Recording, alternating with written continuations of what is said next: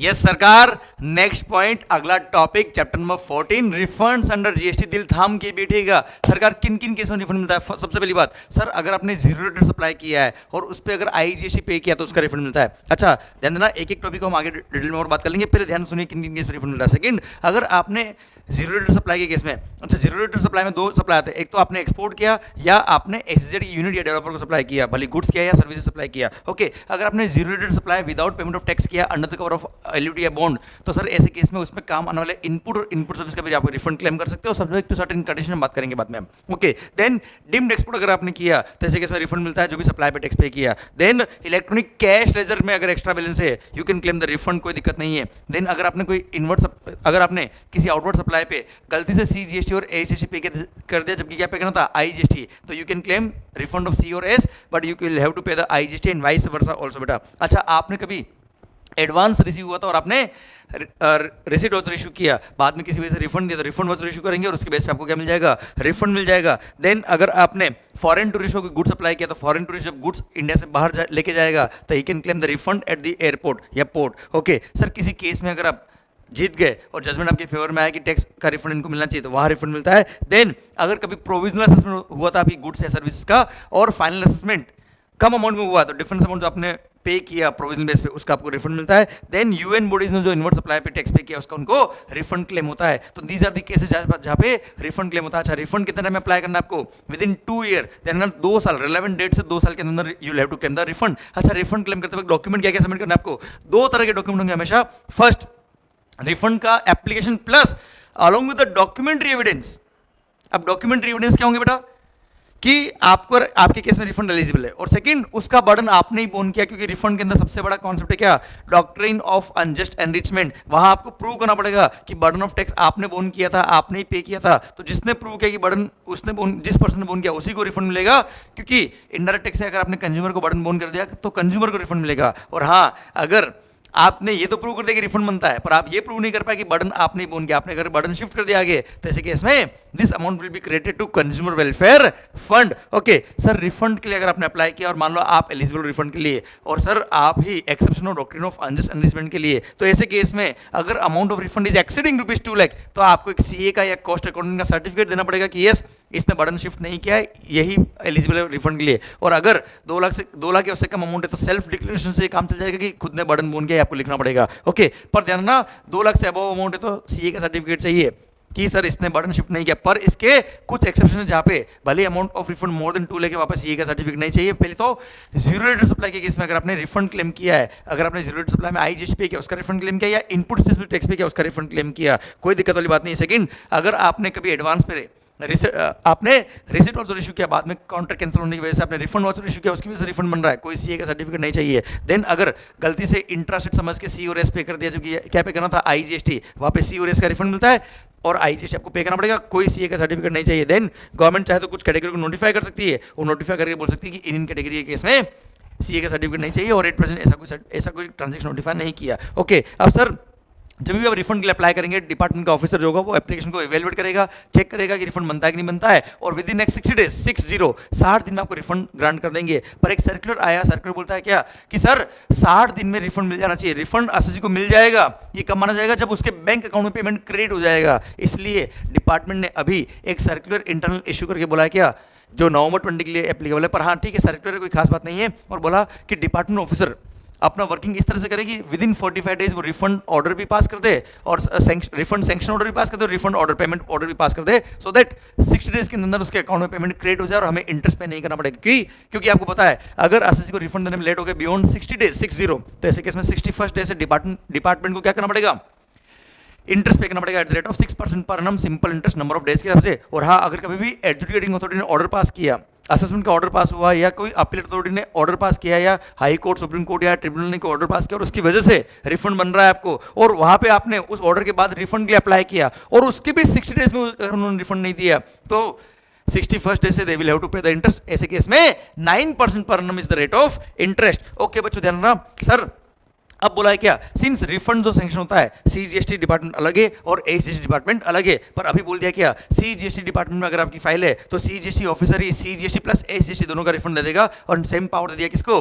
SGST वाले officer को, कि अगर फाइल तुम्हारे पास है तो तुम सीजीएसटी और एसजीएसटी दोनों का रिफंड आप दे देना, फिर गवर्नमेंट आपस में एडजस्टमेंट कर लेगी ताकि एसएससी का रिफंड क्लेम लेट नहीं हो। ओके बच्चों, एक और बात जो खास बात इस बार ऐड हुआ है, सर नवंबर 20 के लिए एप्लीकेबल है, नवंबर 20 उसके बाद वाले एग्जाम्स के लिए, मई 20 के लिए एप्लीकेबल नहीं है, सुन जुलाई 20 के लिए। मेरा पॉइंट आपसे ये नया पॉइंट क्या ऐड हुआ बेटा, जो नवंबर 20 के लिए एप्लीकेबल है, जिनका जुलाई 20 वो मत सुनना बड़ा बात को। जब भी रिफंड गवर्नमेंट देगा, जब भी रिफंड डिपार्टमेंट देगा, तो सर जिस रेशियो में आपने गवर्नमेंट को जब टैक्स पे किया था, तो जिस रेशियो में आपने क्रेडिट लेजर को यूज किया और कैश लेजर को यूज किया, उसी रेशियो में आपको रिफंड मिलेगा। मतलब जितना आपने क्रेडिट यूटिलाइज किया था टैक्स पे करते वक्त, उतना आपको रिफंड इलेक्ट्रॉनिक क्रेडिट लेजर में मिलेगा, अमाउंट रिक्रेडिट कर दिया जाएगा, और जितना आपने कैश के थ्रू पे किया था उतना आपके बैंक अकाउंट में कैश में पेमेंट आएगा। अच्छा, जब भी कैश पेमेंट आएगा तब ध्यान रखना, अगर आपका कोई डिमांड पेंडिंग था, कोई डिपार्टमेंट आपसे पैसा मांगता है, तो वहां से पहले वो एडजस्ट करेगा, फिर आपको रिफंड देगा। और हाँ सर, पर ये वाला प्रोविजन जो डिवाइड करना है प्रोपोर्शनेट, ये वाला प्रोविजन दो केस में अप्लाई नहीं होता है, एक तो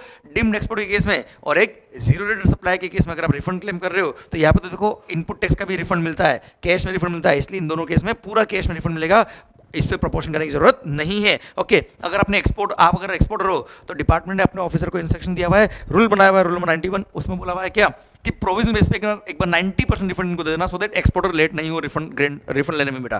क्लियर। और हाँ, अगर इन्होंने कोई प्रोविजनल बेस पे आईटीसी लिया हुआ है तो ऐसे केस में उस अमाउंट को छोड़ देना, बाकी अमाउंट का 90% एक बार इमीडिएट रिफंड दे देना, और बाद में अमाउंट आप फाइनलाइज कर देना with in 60 days, so that उसको 60 दिन में बाकी का पूरा अमाउंट भी मिल जाए बच्चों। Clear, done. अच्छा सुनना बच्चों ध्यान से, प्रिंसिपल ऑफ अनजस्ट एनरिचमेंट बोलता है क्या, refund will be allowed only to the person who has borne the burden of extra tax, और ऐसे केस में रिफंड मिलेगा, पर सर किसको मिलेगा, जिसने बर्डन बोर्न किया है। और हाँ सर, यहाँ पे मैंने आपको बताया कि सीए सर्टिफिकेट चाहिएगा 2 लाख से अबव अमाउंट है तो, नहीं तो सेल्फ डिक्लेरेशन बेटा। क्लियर, समझे। और सर जहाँ पे सीए के सर्टिफिकेट जरूरत नहीं होती, वो सब क्या है, exception to doctrine of unjust enrichment है। याद है बेटा, जीरो रेट सप्लाई के केस में इनवर्ट सप्लाई पे जो इनपुट सर्विस पे टैक्स पे किया उसका रिफंड क्लेम कर रहे हो, या जीरो रेट सप्लाई पे आपने आईजीएसटी पे किया उसका रिफंड क्लेम कर रहे हो। सर सेक्शन नंबर 77 मतलब गलती से सी और एस पे करते जबकि आईजीएसटी पे करना था, वहां आप रिफंड क्लेम कर रहे हो, या रिफंड वाउचर के थ्रू अगर आप रिफंड क्लेम कर रहे हो।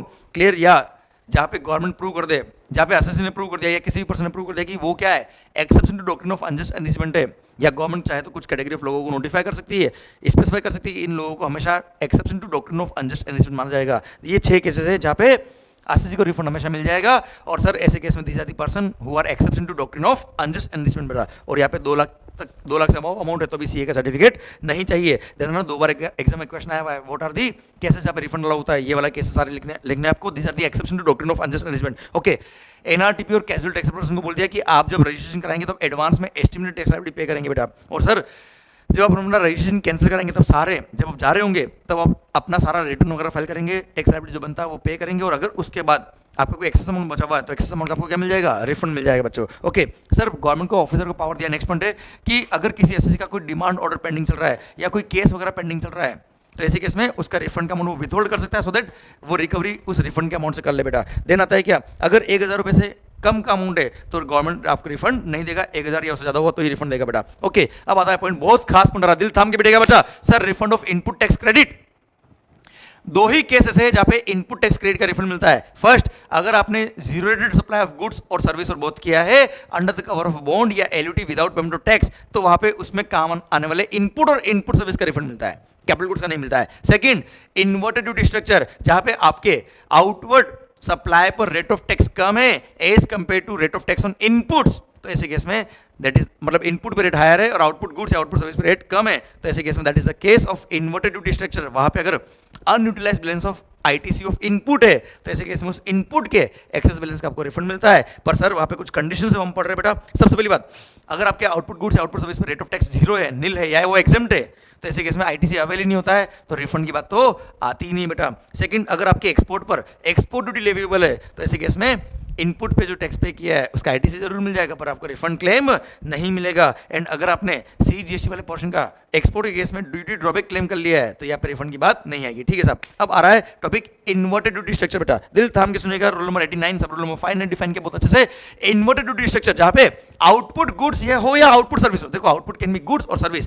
पर इनपुट केवल गुड्स होता है बेटा। इनपुट वो भी कैपिटल गुड्स नहीं, वो भी इनपुट सर्विस नहीं, केवल इनपुट। अगर इनपुट्स पे रेट ऑफ टैक्स हायर है as compare to your output goods output service, तो ऐसे केस में that is the case which is fit for inverted duty structure. और ऐसे केस में अगर आपके पास एक्सेस बैलेंस ऑफ आईटीसी बचता है इनपुट्स का after paying your liability on output supply of goods और सर्विस और बोथ, तो ऐसे केस में उस इनपुट के एक्सेस बैलेंस का आप रिफंड क्लेम कर सकते हो। और उसके लिए फॉर्मूला दिया है यहाँ पे क्या सर, ध्यान देना बेटा। अब मान लो आप मोर देन वन सप्लाई आप करते हो, मोर देन वन गुड्स है, मोर देन वन सर्विस है, उसमें से कुछ इन्वर्टेड ड्यूटी स्ट्रक्चर वाले और कुछ नॉर्मल है बेटा। सर अब मान लो फॉर एग्जांपल के लिए हम दो गुड्स ले लेते हैं बेटा, एक है ए और एक है बी। वेरी गुड बेटा। तो सर ए पे रेट ऑफ टैक्स है 5%, बी पे रेट ऑफ टैक्स है 18%, दोनों आप सप्लाई करते हो और जितने भी इनपुट आप परचेस करते हो सब पे रेट कितना मान लो 18%। क्लियर? तो सर ए जो है उस पर रेट है 5% बेटा, आउटपुट रेट 5% है, इनपुट रेट 18%। तो ये इन्वर्टेड ड्यूटी स्ट्रक्चर का केस हो गया। पर केस नंबर 2 आउटपुट भी 18 है और इनपुट 18 से ज़्यादा नहीं है, तो ऐसे केस में वो इन्वर्टेड ड्यूटी स्ट्रक्चर का केस नहीं है। तो ऐसे केस में जो इन्वर्टेड ड्यूटी स्ट्रक्चर का केस है, जो केस नंबर ए है, वो ही रिफंड के लिए एलिजिबल है। इसलिए turnover of such supply of goods और सर्विस और बोथ जो इन्वर्टेड ड्यूटी स्ट्रक्चर में कवर होता है divide by total adjusted turnover बेटा। Adjusted total turnover multiply by net ITC, और नेट आईटीसी केवल इनपुट का होगा बच्चों। सर्कुलर भी आया हुआ ध्यान रखना, इसमें इनपुट सर्विस नहीं लेंगे, इसमें कैपिटल गुड्स नहीं लेंगे। जो भी गुड्स कैपिटलाइज होता है उसको बोलते हैं कैपिटल गुड्स, और उसके अलावा सारी गुड्स को बोलते हैं क्या, इनपुट्स। केवल इनपुट की मैं बात कर रहा हूं, इनपुट का आईटीसी।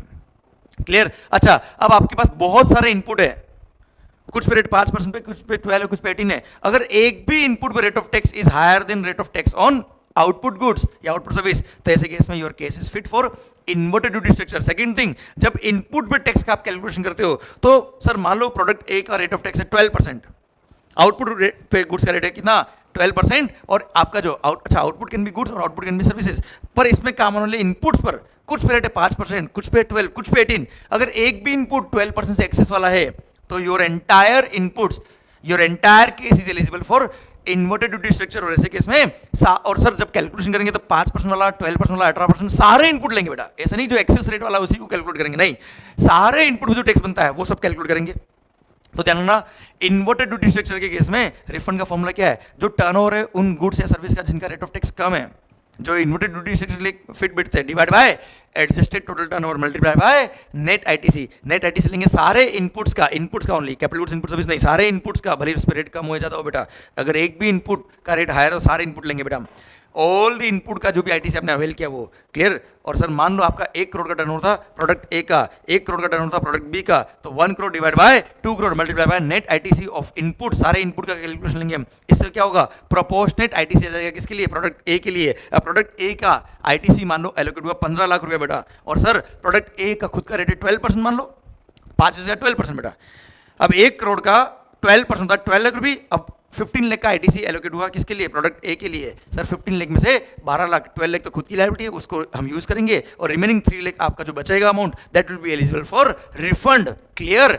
डन। और सर ये जो हमने 15 लाख का आईटीसी लिया है, ध्यान रखना सारे इनपुट है बेटा इसके अंदर, पर कैपिटल गुड्स और इनपुट सर्विस नहीं है। ओके सरकार, ये था क्या, इन्वर्टेड ड्यूटी स्ट्रक्चर। अच्छा सुनना ध्यान से, सर अगर आपने इनपुट्स, ध्यान देना बेटा, इनपुट्स पे अगर रेट हायर है, इनपुट्स बेटा ध्यान देना बच्चों, यहाँ पे 3-4 बार ये बात कोई मैं इसलिए बोल दिया हूँ क्योंकि बहुत सारे बच्चे यहाँ पे मिस्टेक करते हैं। ओके आइए सरकार अगला पॉइंट, सर ध्यान देना बेटा।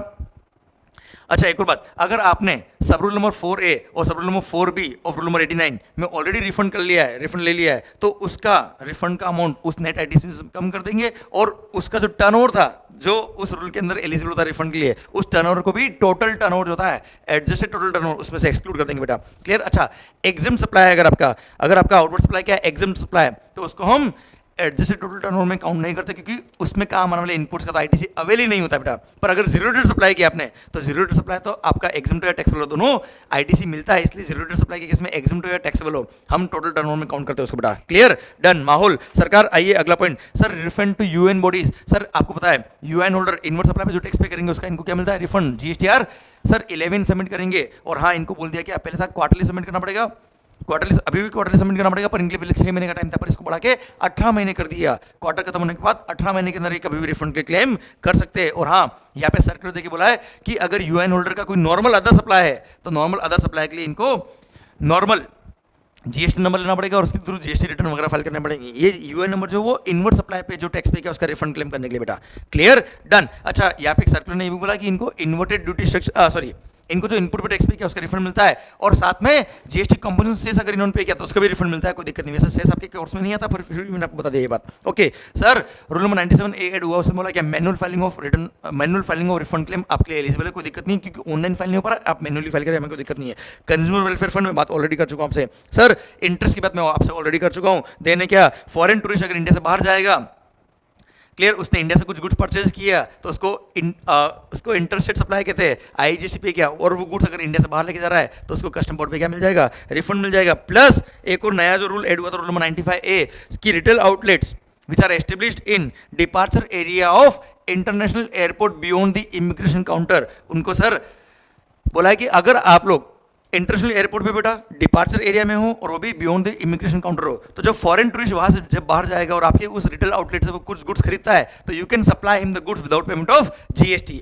पर सर उसको sale without payment of GST, फिर भी इनवर्ट सप्लाई पे जो आपने टैक्स पे किया होगा उसका आपको आईटीसी मिलता है, और इनवर्ट सप्लाई पे जो टैक्स पे किया उसका आप रिफंड क्लेम कर सकते हो under this rule, rule number 95A।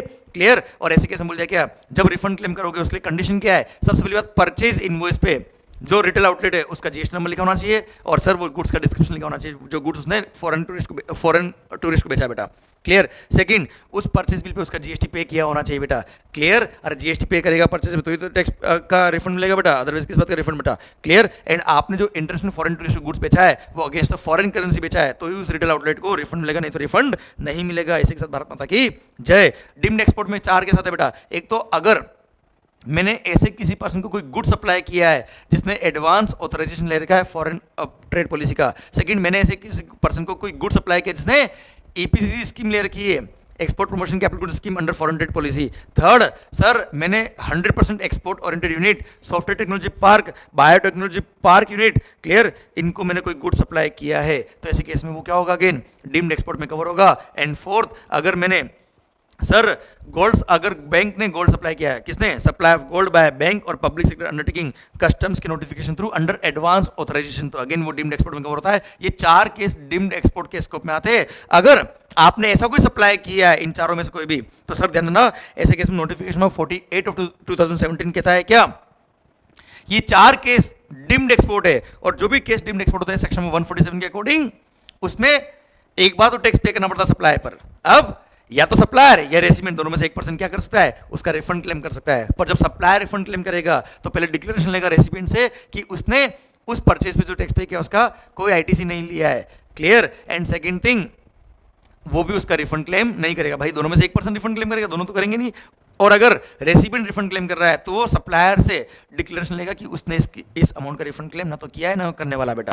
Clear, deemed export के 4 केस हो गए बेटा। आइए, zero rated supply of goods और सर्विस और both. Sir zero rated supply goods हो सर्विस हो, कौन से के साथ है इसमें मैंने बता दिया आपको। अब इसमें 2 ऑप्शन होते हैं, आपने या तो आईजीएसटी पे करके आपने सेल पे आईजीएसटी पे किया और आईजीएसटी जो पे किया उसका आपने रिफंड क्लेम कर लिया। क्लियर, रूल नंबर 96 के अकॉर्डिंग। और सेकंड आता है क्या, zero rated supply under the cover of bond या एलयूटी, अगर आपने सप्लाई ऑफ गुड्स और सर्विस करने से पहले ही बॉन्ड या एलयूटी साइन कर दिया तो ऐसे केस में आपको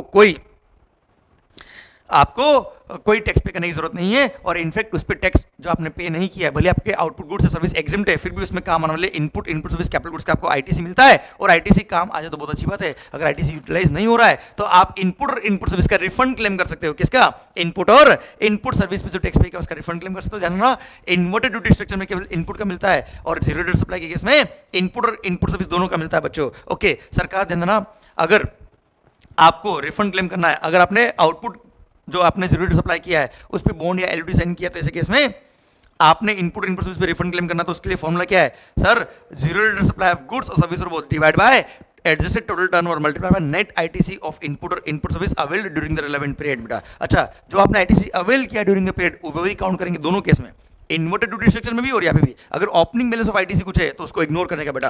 क्लियर, जो आईटीसी आपने अवेल किया ड्यूरिंग द रिलेवेंट पीरियड, जिस पीरियड का रिफंड क्लेम कर रहे हो उस पीरियड में जो आपने आईटीसी अवेल किया है उसी की रिफंड की बात करें हम बच्चों। Okay sir, zero rated supply of goods की डेफिनेशन में एक छोटा सा अमेंडमेंट हुआ है जो नवंबर 20 के लिए एप्लीकेबल है, जुलाई 20 एप्लीकेबल नहीं है। अच्छा मैं बोल दूंगा दोनों के लिए पॉइंट, बेटा पॉइंट, तो आप में से जुलाई 20 एग्जाम से उसके लिए भी रिलेवेंट हो जाएगा, नवंबर 20 अगर एग्जाम होंगे तो उनके लिए भी रिलेवेंट हो जाएगा। अभी तो जुलाई 20 जो आपके जुलाई 20 वाले स्टूडेंट्स जो लेक्चर देख रहे हैं ये उनको तो अभी ये पता नहीं कि उनको जुलाई में एग्जाम देना है कि नवंबर में एग्जाम देना है, पर हाँ एनीवेज इसलिए मैं साथ में रिकॉर्ड कर रहा हूँ सो दैट आपको कंफ्यूजन नहीं हो। सर मेरी ये चेयर भी थोड़ी मिस्टेक करी है, सुनना बच्चों ध्यान से। इन केस अरे सिट्टू भैया देखो फ्रेम सही आ रही कि नहीं आ रही है।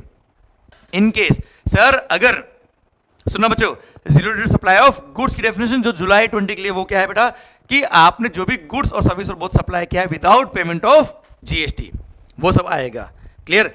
पर इसमें से एक्सक्लूड कर देंगे वो टर्नओवर जो रूल नंबर 89 सब रूल नंबर 4A और 4B में आप रिफंड क्लेम कर चुके हो, वो टर्नओवर को एक्सक्लूड करने का बेटा। ओके सेकंड अब ध्यान रखना जिनके नवंबर 20 एग्जाम है उसमें एक छोटा सा अमेंडमेंट ऐड हो गया बेटा। अच्छा पॉइंट है, ध्यान रखना एग्जाम्स के लिए रिलेवेंट हो सकता है नवंबर 20 के लिए। यहां एक छोटा सा अमेंडमेंट ये कर दिया कि zero rated supply of goods के केस में, सर्विस की बात नहीं कर रहा हूं, zero rated supply of goods का टर्नओवर क्या होगा सर?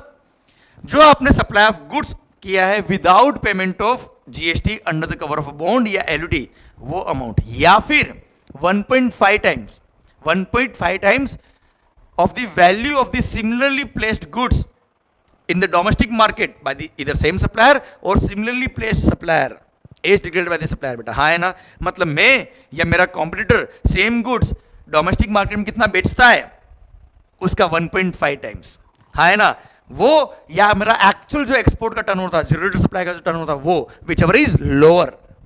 मतलब सर जीरो रेटेड सप्लाई का टर्नओवर और डोमेस्टिक मार्केट में जो सेल किया है टर्नओवर उसका 1.5 टाइम्स, मतलब डोमेस्टिक मार्केट में अगर हम सेम गुड्स बेचते तो कितने में बेचते हम या हमारा कॉम्पिटिटर बेटा। क्लियर? उसका 1.5 टाइम्स या जीरो रेटेड सप्लाई जो क्या वो विच एवर इज लोअर उसमें से लेस कर देना। क्या अगर आपने किसी टर्नओवर पे आपने ऑलरेडी रिफंड क्लेम के लिए अंडर रूल नंबर 89 सब रूल नंबर 4A और 4B तो लेस कर देंगे, रिमेनिंग अमाउंट जो होगा वो क्या होगा? Turnover of the zero rated supply of goods होगा बेटा। क्लियर? अच्छा turnover of zero rated supply of service क्या होता है बेटा? Zero rated supply of service का मतलब क्या होता है sir? During the relevant period कितना पेमेंट रिसीव हुआ in respect of services exported minus वो पेमेंट जिसका सर्विसेज अब तक कंप्लीट नहीं हुआ प्लस वो पेमेंट जिसका पेमेंट पहले आ चुका है पर सर्विसेज इस पर्टिकुलर रिलेवेंट पीरियड में कंप्लीट हुई है। तो इसका मतलब zero rated supply of service में क्या था बेटा कि वो सब टर्नओवर जिसका पेमेंट भी आ गया प्लस सर्विसेज भी कंप्लीट हो गई है वो टर्नओवर आएगा रिलेवेंट पीरियड में बेटा। क्लियर? Done sir. ये हो गया क्या? Export zero rated supply of services का turnover divide by adjusted total turnover बेटा। टोटल टर्नओवर आ जाएगा इसके अंदर, इसमें एग्जिम टर्नओवर काउंट नहीं करना बेटा। एंड जिन टर्नओवर पे रूल नंबर 89 सब रूल नंबर 4A या 4B में आपने रिफंड क्लेम कर लिया उसको एक्सक्लूड करने का बेटा। Clear sir? ये हो गया। नेट आईटीसी का डेफिनेशन क्या है? इनपुट और इनपुट सर्विस में जो आपने आईटीसी क्लेम किया है वो नेट आईटीसी का डेफिनेशन बेटा। क्लियर? इनपुट और इनपुट आईटीसी का availed ITC availed minus rule number 4A सब रूल नंबर 4A या 4B में रिफंड क्लेम किया उसको हटा देना बेटा। ओके ये हो गया क्या? Zero rated supply of goods और सर्विस बोथ के केस में रिफंड क्लेम करने का बेटा। ओके अब सर ध्यान देना बेटा, आप जो रिफंड क्लेम कर रहे हो सर ध्यान देना बच्चों, सर प्रिस्क्राइब फॉर्म है वो फिल करेंगे आप, टैक्स पीरियड खत्म होने के बाद आप रिफंड क्लेम कर सकते हो बच्चों, 2 साल के अंदर कभी भी रिफंड क्लेम करो, हमें कोई दिक्कत नहीं है। ओके सर अब रूल नंबर 96 बोलता है क्या? आपने अगर आउटवर्ड सप्लाई ऑफ गुड्स और सर्विस और बोथ पे बॉन्ड या एलयूटी साइन नहीं किया तो सिंस वो इंटरस्टेट सप्लाई होता है इसलिए उस पर आईजीएसटी पे करना पड़ेगा और आईजीएसटी का आपको रिफंड मिलेगा और आईजीएसटी का रिफंड मिलेगा तो सेल पे जो टैक्स पे किया उसका पूरा रिफंड मिल जाएगा बेटा। क्लियर? पूरे सेल प्राइस का आपको रिफंड मिल जाएगा पर ध्यान देना उसके कुछ एक्सेप्शन है और उन एक्सेप्शनल केस में बोल दिया क्या आपको यहाँ पे कोई रिफंड क्लेम नहीं मिलेगा। वो 4 केस कौन कौन से बेटा? अगर आपने परचेज पे डिम्ड एक्सपोर्ट का बेनिफिट ले रखा था बेटा तो ऐसे केस में सेल पे आईजीएसटी पे करके उसका रिफंड अलाउ नहीं होता है। सेकंड केस, अगर आपने जो इनवर्ट सप्लाई जो लिया आपने वो कंसेशन रेट ऑफ टैक्स याद है 0.1% वाला परचेज किया आपने तो ऐसे केस में सेल पे आईजीएसटी पे करके रिफंड अलाउ नहीं होता है। और थर्ड केस, अगर आपने इंपोर्ट ऑफ गुड्स किया था under advance authorisation without payment of IGST या जीएसटी कंपनसेशन सेस तो ऐसे केस में सर ये जो ईओयू वगैरह का अलाउ होता है बेटा, ऐसे केस में आपको रिफंड नहीं मिलेगा। हाँ है ना? किसका? जो आपने सेल पे आईजीएसटी पे किया उसका रिफंड नहीं मिलता बेटा। क्लियर? पक्का? डन। हाँ पर अगर आप जैसे ईओयू 100% एक्सपोर्ट ओरिएंटेड यूनिट हो और आपने क्या किया बेटा जब इंपोर्ट ऑफ गुड्स किया उस पर केवल एडवांस ऑथराइजेशन ले रखा है पर आपने उसमें केवल बेसिक कस्टम ड्यूटी का बेनिफिट लिया, आपने जीएसटी और जीएसटी सेस पे किया था इनवर्ट सप्लाई पे तो आप सेल पे आईजीएसटी पे करो उसका रिफंड लो, हमें कोई दिक्कत नहीं है। क्लियर? प्लस देना एलयूटी या बॉन्ड के लिए रूल नंबर 96A बोलता है क्या सारे एसएससी को बॉन्ड या एलयूटी हमने अलाउ कर दिया है पर हाँ जिनका भी प्रीवियस फाइनेंशियल में सर या जिनका भी करंट फाइनेंशियल में डिस्प्यूट चल रहा है, फ्रॉड का केस चल रहा है 2.5 करोड़ से एक्सीडिंग टैक्स का अमाउंट का बेटा, तो ऐसे केस में उनको बॉन्ड एलयूटी अलाउड नहीं है, बाकी सबको अलाउ कर दिया है बेटा। Clear, done. Sir last rule जो एक रूल नंबर 96B, ये नवंबर 20 है, उसके बाद वाले प्रोविजंस के लिए, बाद वाले एग्जाम्स के लिए एप्लीकेबल है। रिकवरी, अगर आपने जो एक्सपोर्ट किया है, एक्सपोर्ट ऑफ गुड्स, सर हमने एक्सपोर्ट करते आपको रिफंड दे दिया बेटा, पर बाद में with in the time limit allowed by RBI under FEMA अगर कन्वर्टेबल फॉरेन एक्सचेंज आपको रिसीव नहीं हुआ, तो ऐसे केस में जितना अमाउंट आपको रिसीव नहीं हुआ उतना प्रोपोर्शनेट हम आपका रिफंड के अमाउंट को वापस से रिकवरी करेंगे। अब भले वो आपने रिफंड इनवर्ड सप्लाई पे जो टैक्स पे किया था उसका रिफंड ले आओ, या आपने पूरी सेल पे जो टैक्स पे किया आईजीएसटी उसका रिफंड ले आओ, हमने जितना रिफंड दिया उसको प्रोपोर्शनेट उस अमाउंट से हम डिवाइड करेंगे जितना आपकी रिकवरी हुई बेटा। क्लियर। और सर जितना अमाउंट बैड डेब्ट हो गया एक तरह से रिकवर नहीं हुआ with in the time limit allowed by RBI, उतना अमाउंट हम आपसे क्या कर देंगे, रिकवरी कर लेंगे along with interest and penalty. और हाँ, बाद में फ्यूचर में अगर आपका अमाउंट वापस से रिकवर हो जाता है, तो जिस दिन अमाउंट आपका रिकवर हो जाएगा उसके 3 महीने के अंदर आप डिपार्टमेंट को अलाउ अप्लाई कर देना कि हमको रिफंड दीजिए, तो जितना प्रोपोर्शन आपको रिकवरी हो जाएगा उतने प्रोपोर्शन हम आपको वापस से रिफंड अलाउ कर देंगे। क्लियर। और हाँ, एक और बात, ये रिकवरी की बात नहीं है कि अगर आरबीआई ने condition of receiving back the foreign exchange को वेव कर दिया कि जान दे पैसा नहीं आया, डूब गया, कोई बात नहीं, जान दे, तो ऐसे केस में अगर आरबीआई ने कंडीशन वेव ऑफ कर दी तो ऐसे केस में कोई रिकवरी नहीं करी जाएगी। क्लियर। भारत माता की जय। और सर एक बात और, अगर कस्टम के अंदर अगर आपने ड्यूटी ड्रॉबैक क्लेम कर लिया है तो यहाँ पे रिफंड नहीं मिलेगा सीजीएसटी का बेटा। एंड लास्ट बात, एसईजेड स्पेशल इकोनॉमिक जोन ने कोई भी गुड्स या सर्विस इंपोर्ट करी तो उस पर आईजीएसटी एग्जाम कर दिया बेटा वैसे भी, और अगर डोमेस्टिक मार्केट से परचेज किया तो उसको जीरो रेट सप्लाई बोलता बेटा, तो वैसे भी एसईजेड जो भी परचेज करेगा उस पर टैक्स पे करने की जरूरत एसईजेड को नहीं है बेटा, हाँ है ना। और ऐसे केस में रिफंड मिल जाता है, तो एसईजेड को परचेज करना विदाउट पेमेंट टैक्स अलाउ कर रखा है बेटा। क्लियर। ये पूरा रिफंड का चैप्टर भी एक एक पॉइंट डिटेल्ड में, सर जैसे आप लोगों ने मुझे फीडबैक दिया था सर थोड़ा सा रिफंड वाला चैप्टर को डिटेल्ड करिएगा, तो मैंने उस हिसाब से आपको एक एक पॉइंट कवर किया है। थैंक यू सो मच, अच्छे से पढ़िए, stay healthy, stay happy, all the best. Thank you sir.